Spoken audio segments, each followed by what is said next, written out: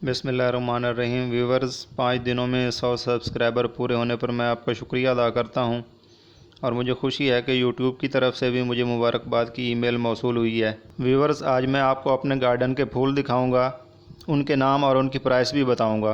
कीमत का इन्हिसार इस चीज़ पर होगा कि आप पौधा कहां से ले रहे हैं। जो गुलाब का फूल मुझे जलो पार्क के करीब नर्सरी से 50 रुपये का मिला। अगर आप यही फूल किसी महंगे पोश इलाके की नर्सरी से लें तो इम्कान है कि ये आपको 100 का मिले, और अगर आप यही फूल पत्तों की, जहां पंजाब की सबसे ज़्यादा और बड़ी नर्सरीज़ हैं, से लें तो मुमकिन है कि ये आपको 20-25 का मिल जाए।